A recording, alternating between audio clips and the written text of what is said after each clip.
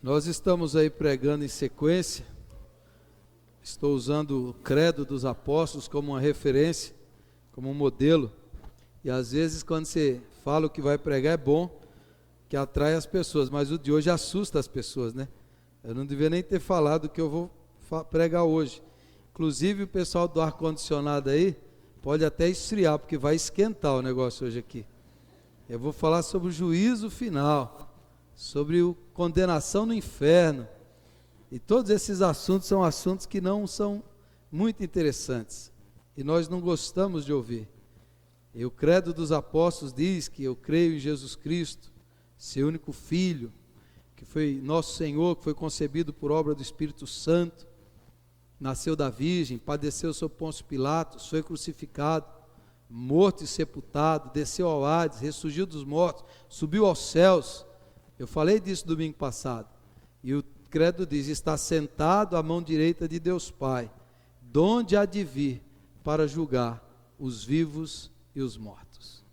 Ele há de vir para julgar os vivos e os mortos. Eu quero ler dois textos bíblicos com vocês nessa noite. Gênesis capítulo 6. Primeiro livro da Bíblia, Gênesis capítulo 6.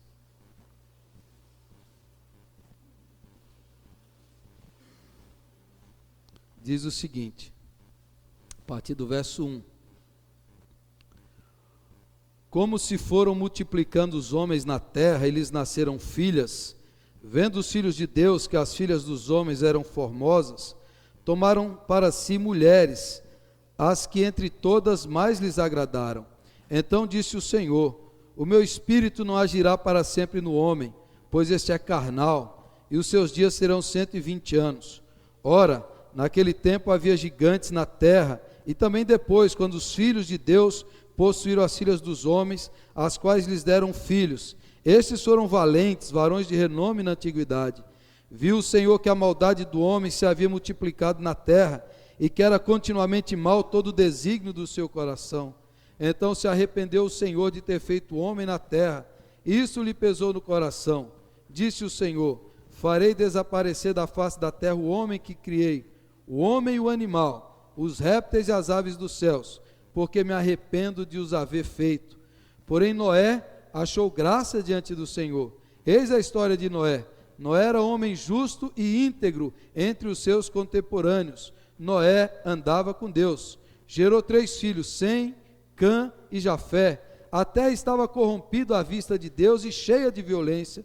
Viu Deus a terra e eis que estava corrompida, porque todo ser vivente havia corrompido o seu caminho na terra. Então disse Deus a Noé: resolvi dar cabo de toda a carne, porque a terra está cheia da violência dos homens. Eis que os farei perecer juntamente com a terra. Faze uma arca de tábuas de cipreste, nela farás compartimentos e a calafetarás com betume por dentro e por fora. Amém. Abra a sua Bíblia agora no Evangelho de Mateus, capítulo 24, lá no Novo Testamento. Primeiro livro do Antigo, agora o primeiro livro do Novo. Mateus 24. Verso 36.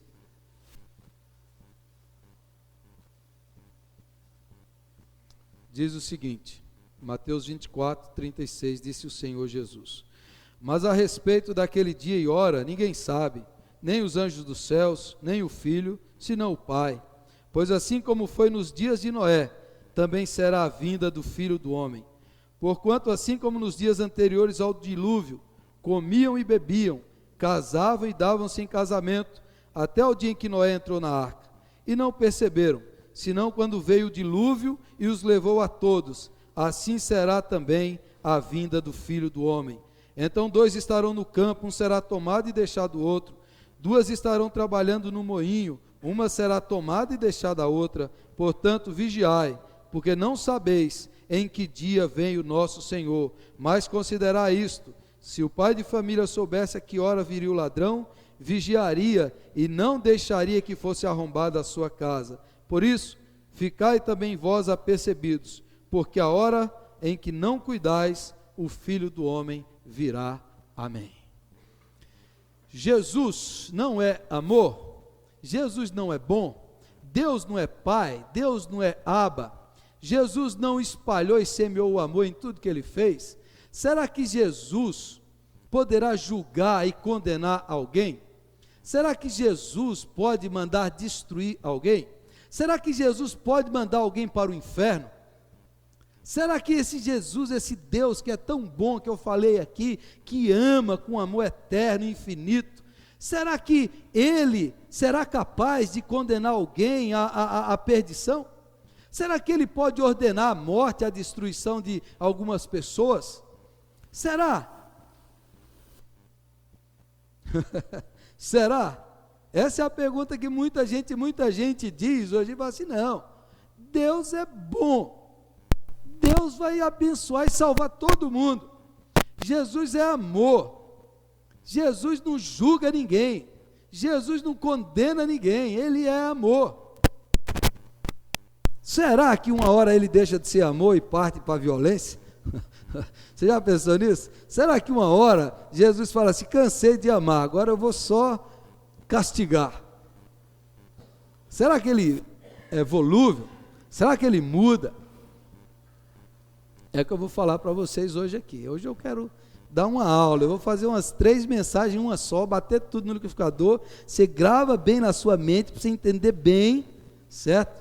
Você não entendeu, tenta entender, certo? Que eu vou falar de tudo isso, desde o Gênesis até o Apocalipse, vai demorar o negócio aqui. O juízo de Deus, o juízo de Deus, e vou usar como exemplo esse texto, que o Senhor agiu na época de Noé, e que Jesus falou, assim será a minha vinda, como nos dias de Noé. Como nos dias de Noé. Como eram os dias de Noé?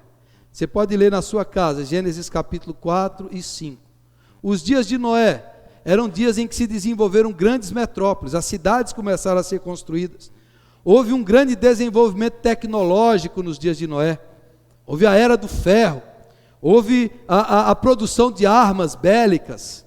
Nos tempos de Noé, foi um tempo que cresceu de maneira assustadora a promiscuidade, a sensualidade, a prostituição. Nos tempos de Noé, foi um tempo de uma imensa maldade, as pessoas praticavam o mal, agiam mal, e por causa disso começou a produzir muita violência na terra, as pessoas se tornaram muitas violentas, a vida foi perdendo valor. Tem um tal de Lameque, que ele matou alguém porque pisou nele, e ainda fez uma poesia do assassinato que ele cometeu.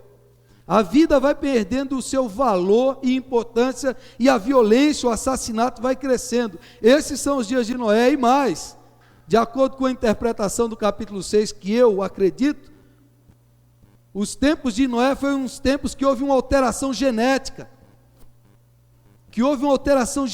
pela invasão de anjos caídos, demoníacos, geraram gigantes na terra, e isso começou a perverter a genética humana, a natureza humana, e é um período também de profunda degradação ambiental, a natureza começa a degradar-se, os animais começam a se degradar, há uma corrupção generalizada, desde o solo da terra até o coração do homem. Nos dias de Noé, estão todos corrompidos, parecido com os nossos dias, não? Parecido com os nossos dias. Se você analisar, você vai ver que o grande avanço tecnológico está gerando a maldade, a violência, a destruição, às vezes há experimentos genéticos para alterar a genética humana, há experimentos químicos para querendo criar seres assim, mudar as pessoas, a violência, a maldade tem se espalhado. Então Jesus diz, como foi nos dias de Noé, aquela geração, assim será a geração que precederá a minha volta. Num meio assim, quando você olha para o aquecimento global, a natureza gemendo pela destruição, pela poluição, pelos efeitos do consumismo desenfreado, do capitalismo selvagem, a criação gemendo, os rios sendo poluídos, a terra sendo desertificada, terras hoje que outrora produziam, hoje não produzem mais, que estão desertificadas, não há mais nutrientes, não há mais vida, e isso tem engraçado no mundo, crescido no mundo, a violência, a maldade, atingido índices assustadores. Assim foi nos dias de Noé, e Noé se transforma em um exemplo para nós. E em Gênesis 6, vai falar quais foram os sentimentos de Deus com essa geração. Deus sofre com a maldade, Deus sofre com a violência, Deus sofre com o pecado humano, Deus nunca deixa de amar, Deus nunca deixa de amar, Deus é sempre amor. A ira de Deus é um lado do amor de Deus. O juízo e o castigo de Deus é a manifestação do amor santo e justo de Deus, que não pode compactuar e aceitar a maldade e a destruição da sua criação. Então sim, Deus julga, Deus condena, Deus castiga, porque Deus é amor santo, é amor justo. O amor de Deus é assim. A Bíblia diz, Deus é bom, não é bonzinho. Bonzinho não tem nada a ver com Deus. Bonzinho é quem passa a mão e aceita o pecado. Deus não aceita o pecado. Deus não aceita o mal. Deus não se agrada quando a sua criação pratica o mal continuamente, voluntariamente. Deus sofre com isso. Deus sofre. Que Deus sofreu com a maldade humana. Há uma tradição judaica que diz que o dilúvio, é uma interpretação poética, mas que diz que o dilúvio, que choveu 40 dias e 40 noites sobre a terra, foi o Deus eterno chorando pela maldade do ser humano que inundou a terra. Deus é sempre amor, mas é um amor santo e justo. Capítulo 6 de Gênesis diz que Deus sofreu, diz que Deus, a expressão ele se arrependeu, é que Deus ficou triste com o que o homem fez da terra dele, com a deturpação, a devastação, e Deus falou, só tem uma saída, só tem uma solução, só tem um jeito. Eu preciso julgar essa geração, porque o meu espírito está agindo e eles não se arrependem, eles não mudam. Eu preciso julgar, eu preciso aniquilar, eu preciso dar fim a esse povo, para que a terra seja restaurada pelo bem das futuras gerações. E diz que Deus achou graça em Noé. A graça em Noé falou, através dele a terra será salva. Então eu quero explicar para vocês o juízo de Deus. Como é o juízo de Deus? Como se dá o juízo de Deus? Em primeiro lugar, o juízo de Deus acontece na história humana. O juízo de Deus acontece dentro da história. Tem um ditado que diz assim, aqui se faz, aqui se paga. Aqui se faz, aqui se paga. É verdade isso, pastor? Depende. Acompanhe o meu raciocínio que eu vou explicar. Deus age na história humana trazendo juízo sobre pessoas e nações, na vida humana. A morte é um tipo de juízo. Romanos 3:23 diz que o salário do pecado é a morte. O resultado do pecado é a morte. Se a pessoa vive no pecado, ela vai ser inerentemente alcançada pela consequência do seu pecado, que é um juízo divino. Porque Deus colocou sobre o ser humano e sobre a criação dele essa marca: se você viver fora do meu padrão, você vai atrair sobre você o juízo. E independente se é Deus, é a consequência, é um negócio inerente. Você andou no mal, praticou o mal, esse mal vai te alcançar. Você viveu dessa maneira, isso vai te alcançar. Mais ou menos como o pastor Ricardo Godinho disse que uma vez ele orando pelas pessoas na igreja, o irmão chegou lá e falou assim, eu queria que você orasse por mim, porque eu tenho uma gastrite. Ele falou, mas por quê? Porque eu bebo muito. Aí o Ricardo Godinho falou, então Senhor, transforma essa gastrite numa úlcera. Ele falou, não pastor, misericórdia. Ele falou, inevitavelmente vai acontecer isso, até você cair em si e parar de beber. Até você parar de beber, é isso que vai acontecer. A cirrose vai te matar, vai te levar para o mal, vai te levar para a destruição. Isso faz parte da criação. Você vai vivendo assim, isso vai lhe destruir. Isso acontece a nível mundial e de nações e de países. Vou lhes dar um exemplo. Eu gosto muito de japoneses, inclusive tem um amigo meu no Japão, que ouve as minhas mensagens, ele vai ouvir essa, então eu preciso explicar, né? Ele precisa explicar, eles ouvem as mensagens do site da igreja, mandam e-mails para mim, lá no Japão. Mas o Japão sempre foi um país muito orgulhoso. Cultura japonesa é altiva. E eles acreditavam durante muito tempo que o imperador japonês era um deus aqui na terra. Era um deus aqui na terra. Em 1945, quando o Japão atacou os Estados Unidos, em Pearl Harbor, os Estados Unidos revidou com a bomba atômica em Hiroshima, que destruiu a cidade inteira, depois Nagasaki, milhares de pessoas, a cidade foi devastada. O imperador japonês teve que vir a público, e pela primeira vez na história gloriosa do Japão, eles tiveram que se render numa guerra. Eles tiveram que se render numa guerra. E a primeira vez o imperador teve que falar em público: eu não sou Deus, nós somos humanos, e o nosso país perdeu a guerra. Você perguntar assim, foi Deus que lançou a bomba? Não foi. Foi um resultado daquilo ali. Isso foi um negócio tão forte na cultura japonesa, que imigrantes japoneses que moravam aqui no interior de São Paulo, quando souberam que o imperador tinha se rendido, eles não acreditaram.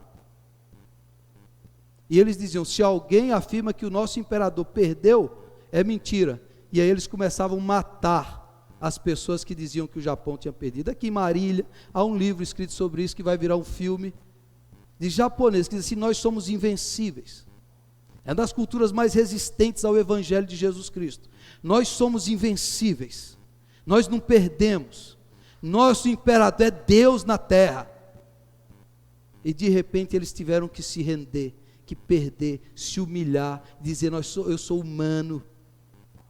E eles queriam dominar o nazismo, e também o nazismo, e Deus trouxe e permitiu o juízo. Você vai dizer: pastor, foi Deus? Foi e não foi.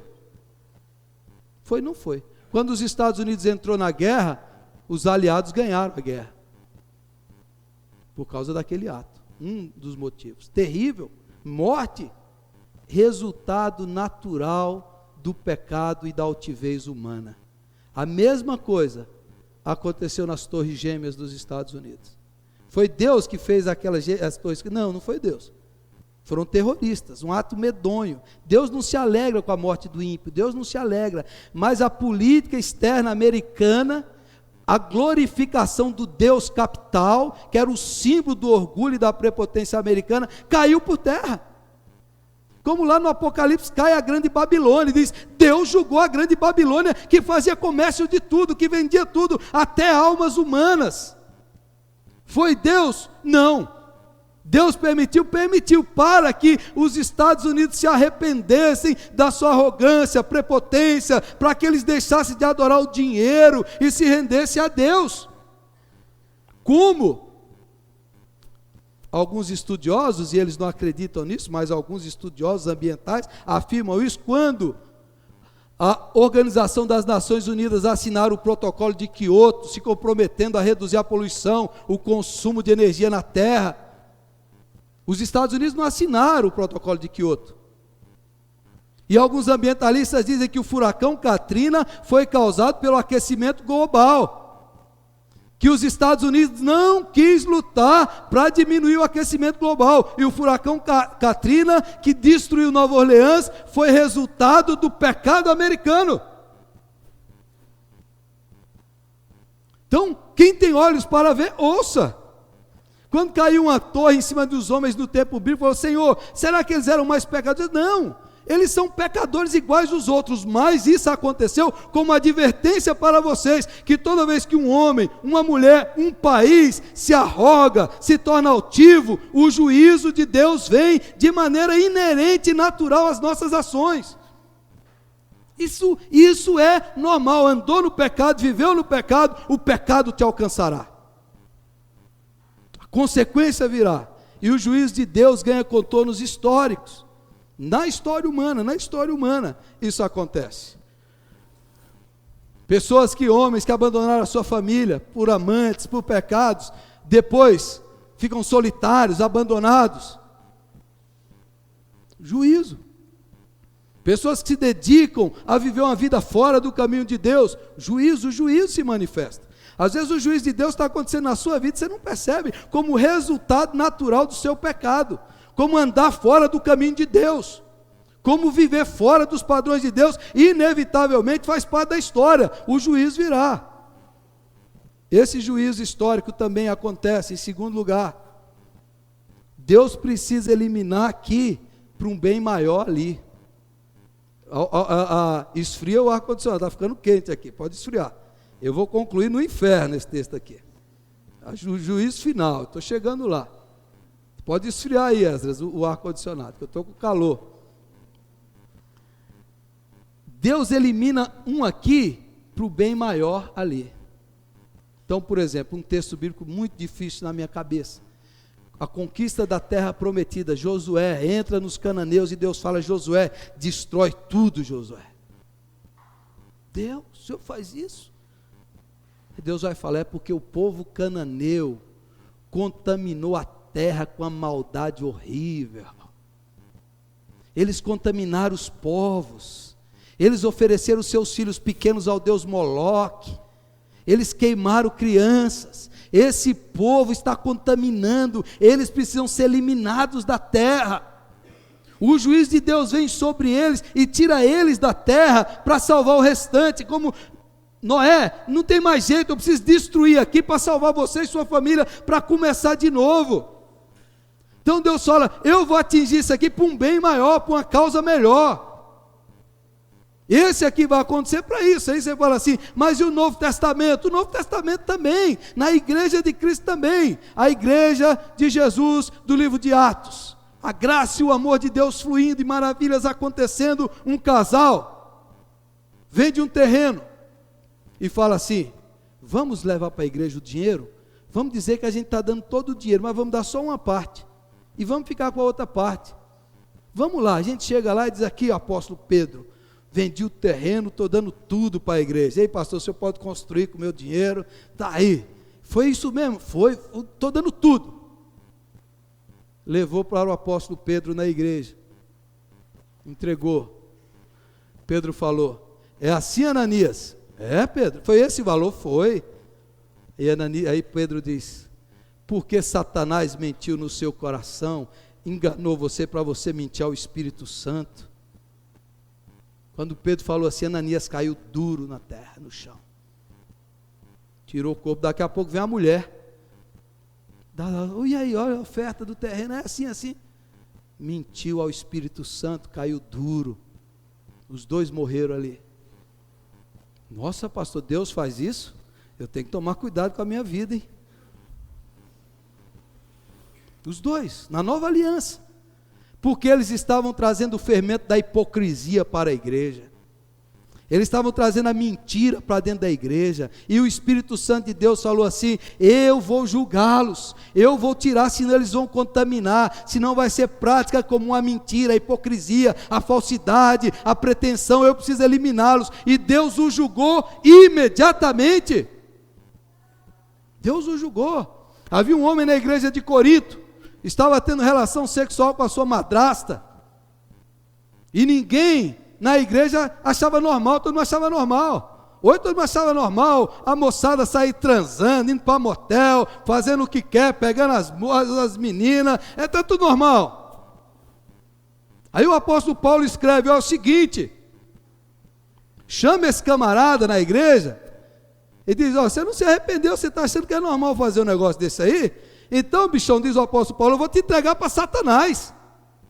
Entrega ele para Satanás. Paulo falou isso na época da graça. Paulo falou: entrega esse camarada para o diabo, porque ele não aceitou a graça, ele não veio o arrependimento. Então o diabo vai atormentá-lo. E Paulo diz: para ver que se a sua alma seja salva. Ou lá no Apocalipse, quando Deus disse que colocou a mulher de cama, doente, porque com a sua prostituição estava contaminando a igreja, eu coloquei ela de cama, doente, para ver se ela se arrepende do seu mal. Ele está julgando um, dois, para o bem de todos. Ele está julgando aqueles ali para que aquilo não contamine. Jesus, em Mateus capítulo 5, diz: olha, se você olhar para uma mulher com intenção impura, você já adulterou. Mas Jesus fala: tem o seguinte, se o teu olho te faz pecar, arranca. É melhor você entrar com o olho na vida eterna que com os dois olhos ir para o inferno. Se a tua mão direita te faz pecar, corta. Porque é melhor você entrar sem um braço do que o corpo inteiro. Jesus está falando que nós precisamos fazer amputações de nós mesmos para um bem maior da nossa alma. Você está andando no pecado, arranca, cara. Você está flertando com a mulher do outro, você está paquerando o marido da outra, você está roubando dinheiro, arranca esse negócio da sua vida, corta fora, bicho, senão você vai inteiro para o inferno. Senão você vai ser condenado, diz Jesus. Você precisa amputar isso daí. E se você não amputa por bem, Deus vem e arranca com força por amor a você. Deus vem e arranca com força para que você seja salvo. Esse homem de Corinto se arrependeu, graças a Deus. E Paulo diz: traga ele de volta à comunhão da igreja, para que ele não seja consumido por excessiva tristeza. O juízo, a disciplina é para o bem. Não é porque Deus deixou de amar, é porque Ele ama, é porque Ele gosta, é porque Deus ama o cara e diz assim: bicho, você aí, rapaz, você moço, Deus ama tanto você que Deus não quer que você seja homossexual. Deus quer que você seja homem. Deus criou para você encontrar a plenitude do homem, você ser um pai, você ter uma mulher. Você, moça, Deus te ama tanto que esse estilo de vida é contrário à natureza. Esse estilo de vida fere a sagrada escritura e fere o seu corpo sagrado que Deus criou, que Deus soprou. É por isso que Deus julga. Não é porque Deus é mau, mas é porque Ele ama que Ele julga. Ele não é bonzinho, Ele não sofre do bondatismo que aceita tudo. Deus é justo, e por Ele amar, Ele não aceita o pecado. Moço, moça que está aqui, que está transando antes de casar, você está em pecado, cara. Você que está roubando, Deus vai trazer juízo sobre você, se você não cortar isso antes. O juízo virá, de uma forma ou de outra, Ele virá. Se arrependa. Essa é a hora, esse é o momento. Se arrependa. Esse é o momento que o Senhor fala. Corte, arranque, para o seu próprio bem, para o bem da sua alma, para o crescimento do seu ser, para o melhor para você mesmo, porque você não sabe qual é o melhor para você. Deus tem o melhor para você, e o melhor de Deus é sempre o caminho de santidade. O melhor de Deus é sempre o caminho melhor. Deus sabe o que é amor verdadeiro. Nessa panaceia romântica que os seres humanos criam, que os pais desequilibrados educam os filhos sem amor real, sem impor limite, sem impor disciplina. Deus ama, por isso que Ele julga e disciplina. Terceiro lugar, e graças a Deus tem esse terceiro aqui, irmãos. O juízo de Deus se deu na cruz do Calvário. Quando Jesus morreu na cruz, Deus estava matando todos os pecadores na cruz. Jesus foi o único que não merecia a morte, o único que não tinha pecado, mas Deus carregou Ele lá de juízo.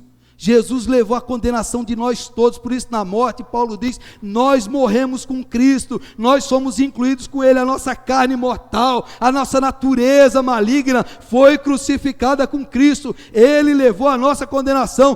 Deus julgou a raça humana em Jesus, Deus condenou a raça humana em Jesus, Deus pagou o nosso pecado na cruz, por isso Ele é o Cordeiro de Deus que tira o pecado do mundo.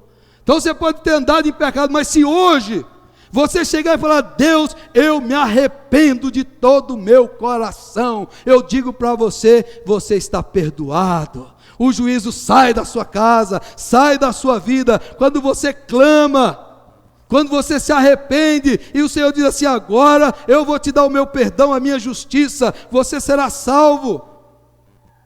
Ainda que muitas vezes vêm as consequências do pecado. Na cruz, enquanto Jesus levava a condenação do mundo inteiro, havia um malfeitor de um lado e do outro. O malfeitor de um lado zombou de Jesus, riu de Jesus, ficou do jeito que ele estava. O outro olhou para Jesus e falou: o Senhor é rei, o Senhor é rei, o Senhor é justo, eu estou aqui porque eu mereço, eu sou pecador, e o Senhor é justo. Quando o Senhor vier no teu reino, lembra-te de mim. E Jesus disse para ele: filho, você pecou, você é julgado pela lei humana, você está debaixo da pena de morte, você vai morrer, cara, você vai morrer aqui, mas eu garanto para você, que hoje você estará comigo no paraíso, porque Jesus levou o pecado dele, Jesus o salvou. Jesus não tirou o juízo humano, a pena de morte, mas Jesus tirou o pecado e salvou a alma dele, porque ele verdadeiramente se arrependeu, falou: eu mereço, eu sou pecador, e o Senhor é justo, o Senhor não tem pecado nenhum, e o Senhor é rei. Ele teve a revelação na cruz, e na cruz ele foi salvo, e na cruz ele recebeu a graça, e na cruz Deus tirou o juízo divino, e ele só recebeu o juízo humano, mas na cruz ele foi salvo. Então, naquela cruz, na Santa Ceia, o Senhor vem aqui nos trazer perdão, salvação. Se você crê, o Senhor pode perdoar os seus pecados. Às vezes o juízo humano virá, mas eterno o Senhor vai tirar. Quarto lugar, a Bíblia fala do tribunal de Cristo. 1 Coríntios 5, 2 Coríntios 5, 10. Todos nós vamos comparecer perante o tribunal de Cristo. Aí você lê lá em João, Jesus fala: quem crê em mim não será julgado, já passou da morte para a vida. O tribunal de Cristo é o tribunal só para os regenerados, só para os salvos. É um tribunal diferente, aquele tribunal que os salvos vão comparecer, e o Senhor vai falar: você foi um crente dedicado, você foi fiel, você andou comigo, receba a coroa e o galardão. Você foi um crente relaxado, cara, como diz Paulo, você chegou aqui por um triz. Então você não vai ter galardão, mas você será salvo pela misericórdia.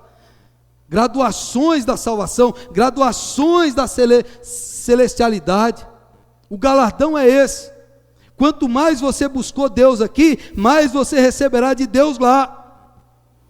Quanto menos você buscou aqui, menos de Deus você terá lá. Quanto mais você andou com Deus, mais do Senhor você receberá. Quanto menos você virá, mas seremos salvos. Paulo diz que uns constroem com pedras preciosas, com material de primeira, outros constroem com palha, outros constroem com o que não presta. Assim será o tribunal de Cristo dos galardões. E por último lugar, o juízo final. Se você já passou pelo juízo da cruz, se você já recebeu perdão dos seus pecados, quem crê em Jesus não passará por esse juízo. Quem crê em Jesus, os seus pecados já foram perdoados. Esse é o juízo que vai lançar aqueles na condenação, no fogo eterno, no inferno. Esses são aqueles que não aceitaram o amor e a graça e o perdão, aqueles que viveram do seu próprio jeito e da sua própria maneira. São aqueles que não creram em Jesus, não receberam em Jesus, não andaram com Jesus e recusaram a oferta de Jesus. E o julgamento, quanto mais luz você recebeu, ou seja, se você recebeu muito de Deus, da igreja, da bênção de Deus e rejeitou, maior será o juízo para você. Se você não teve contato com Deus, com a Bíblia, com a igreja, menor será o juízo para você. Quanto mais você recebeu de luz, maior será o juízo, diz o Senhor.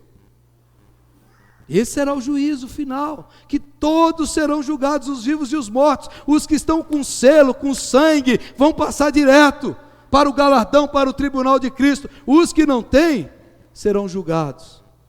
E também no inferno haverá graduação. Haverá também recompensas. E aí você fala: o que é o inferno? O que é o inferno? A palavra que Jesus usou para o inferno é Geena. Geena é um termo grego para o vale de Inom, que tinha em Jerusalém, fora de Jerusalém. O vale de Inom era o lugar que o lixo era queimado o dia inteiro lá. Todo o lixo ia ser queimado. Lá é o vale de Inom. Inferno é o vale de Inom, que é o Geena. Ali o verme não morre, o fogo não apaga, ele é queimado. Quem é que vai para o inferno? Quem se tornou lixo. Porque só teve um humano, foi Jesus. Quanto mais perto de Jesus, mais humanos nos tornamos. Quanto mais longe de Jesus, mais desumanos nós ficamos. Quem é que vai ser condenado? Quem não se humanizou em Cristo. Quem abraçou o mal e recusou o amor dele, a graça dele, e fechou-se em si mesmo, uma vida orgulhosa, altiva, prepotente, olhando só para si, para o seu umbigo, e foi se fechando e foi se desumanizando. Esse será queimado no lago, no inferno, porque ele é lixo. Ele não se humanizou em Cristo. Ele não recebeu a graça que santifica e que justifica e que perdoa. Quem não recebe Cristo está debaixo dessa condenação. Deixa eu lhes dar um exemplo do que eu acredito que é o inferno. Tem um filme chamado A Espera de um Milagre. Assista de novo esse filme à luz do que eu vou lhe falar aqui agora, certo? Há um homem negro, quase 2 metros de altura, bem grande. O nome dele é John Coffey no filme. Ele é preso. Ele é condenado injustamente. Ele tentou ajudar a criança e acharam que ele tinha abusado da criança. Outro tinha feito isso. Ele levou a culpa. Ele foi preso. Lá no cárcere, o personagem do Tom Hanks o conhece. E ele tem um dom que ele toca na pessoa que está doente, ele absorve a doença da pessoa e a cura. E ele tira o mal da pessoa. E as pessoas que ele toca, elas vivem mais.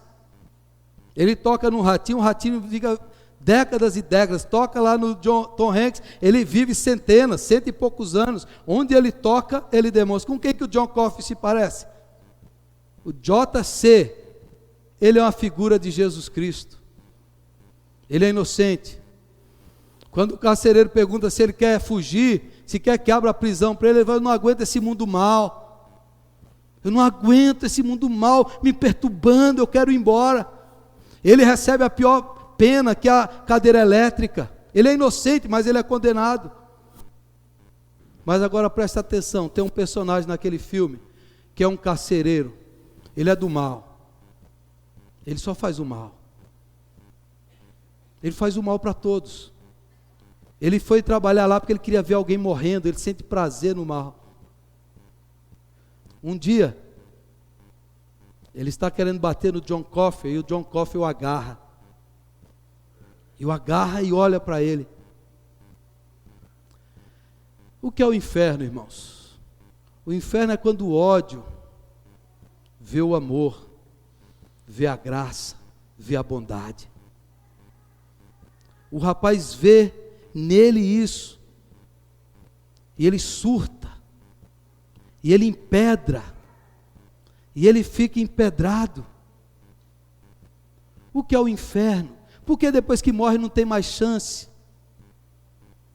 Porque é Deus falando assim: eu vou parar de abençoar, de agir na sua vida.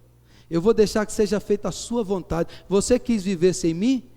Então Deus os entregou, diz Romanos 1. O que é o juiz? É Deus entregar a pessoa para si mesmo. Você não quer o meu espírito? Então eu vou te entregar, mas antes olha para o meu amor, olha para a minha graça, veja o que você poderia viver, e você, fechado no seu ódio, surtou no seu egoísmo, numa vida centrada em si mesmo. Olha, e quando o mal se confronta, porque não tem salvação para o diabo? Porque ele ficou empedrado no mal.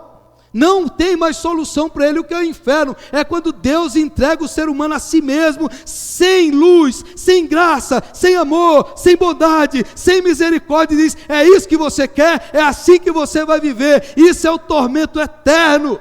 Isso é a condenação eterna, é existencial, é a alma entregue a si mesmo nas suas trevas, na sua maldade, e o ser humano surta, e se demoniza, e se liga ao diabo, porque Jesus falou: o inferno não foi feito para os humanos, o inferno foi feito para o diabo e seus anjos. Mas tem humanos que gostam de ser diabo na terra. Tem humanos que gostam de praticar o mal na terra. Tem humanos que Deus fala assim: eu vou entregar você a você mesmo. A ira de Deus é só Deus remover a sua bondade sobre alguém. É só Deus dizer: eu não vou mais agir sobre você, eu vou deixar que você faça a sua vontade.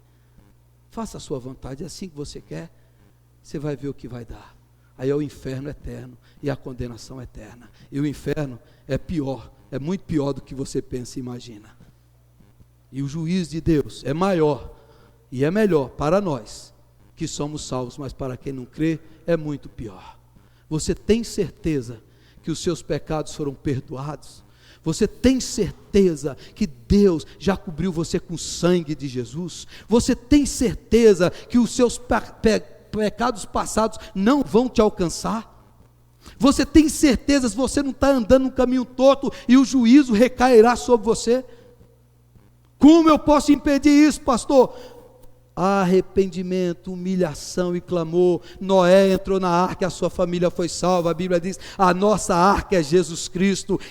Entre nele, viva nele, pode vir o que for, você está salvo. O Senhor pode voltar, a trombeta pode tocar, e quando ele vier, eu subirei para me encontrar com ele, pelo sangue de Jesus que me salvou. Você crê nisso? Que quando a trombeta tocar, e a voz do anjo ressoar, e do oriente como no ocidente virá o Filho do Homem em grande poder e glória, nós subiremos para nos encontrar com eles nos ares, para a vida eterna, e ele virá com ira para destruir o mal, o anticristo com o sopro da sua boca, a injustiça, a violência, a doença, a desigualdade, para destruir com tudo isso, a ira do Cordeiro eliminará o mal e instaurará a vida eterna, onde não haverá dor, pranto, choro, morte, tristeza, violência, onde nem haverá igreja mais, onde não haverá templo, nem sol, porque a luz do Cordeiro brilhará para sempre. Aleluia! Eu anseio a vinda de Jesus, eu oro pela vinda de Jesus, eu creio de Maranata, vem Senhor Jesus, venha hoje, venha agora Senhor, em nome de Jesus. Você está pronto? Você está preparado? Domingo passado, ao sair daqui, eu fui jantar na casa do Emerson. Estavam jantando lá, 11 horas da noite, bateu alguém na janela, era o velhinho que morava no fundo. Por favor, me leve para o hospital, estava passando mal. O homem começou a passar mal, sentou no chão, asma, começou parada cardíaca, o velhinho morreu ali mesmo, irmãos. Falei: que jantar, Emerson, nunca mais veio na sua casa. Levamos lá para o hospital, mas não teve jeito. O juízo chegou para ele. Será que ele estava preparado? Eu não conheço, eu não sei. Quem é que garante se você vai estar vivo amanhã? Eu não sei. Mas se o Senhor me chamar, junto com ele eu estarei, porque ele me lavou e me salvou e me santificou. Os meus pecados foram pagos. Eu tenho certeza disso. Feche os seus olhos e vamos orar. Quem sabe você está hoje aqui, não tem certeza. Não tem certeza.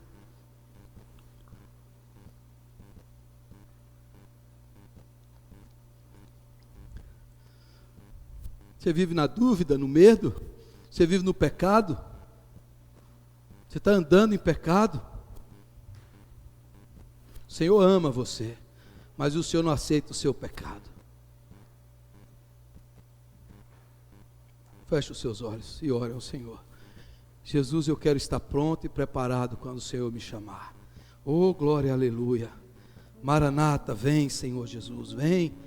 O último texto bíblico do Apocalipse é: vem, Senhor Jesus, vem, Senhor Jesus, vem sobre nós, vem, Senhor, vem na minha vida, perdoa os meus pecados, eu me arrependo, eu confesso, eu largo, arranca de mim, Senhor, arranca de mim. Ao participar da santa ceia do Senhor, eu quero participar com o coração puro, sincero e quebrantado, eu quero receber da tua graça e da tua bênção.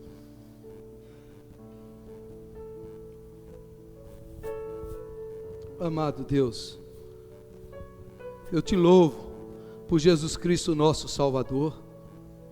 Todos nós estávamos debaixo da condenação e do juízo, mas o Senhor levou o nosso pecado. O castigo que nos traz a paz estava sobre ele, e por suas pisaduras nós somos sarados, perdoados e salvos. Estamos cobertos pelo sangue de Jesus aqui agora. Pai, se há alguém que ainda não tem certeza da salvação, que ainda não entregou sua vida, hoje seja dia de arrependimento, de conversão e de salvação. Se há pessoas hoje aqui andando no pecado, meu Deus, tira esse mal, santifica essa vida e transforma essa pessoa. Livra-nos da condenação e da ira, e quando a trombeta tocar, que nós possamos subir para te adorar e para te glorificar, para enxergar a Cristo face a face, e para o Senhor tirar dos nossos olhos toda lágrima. Que assim seja, Jesus.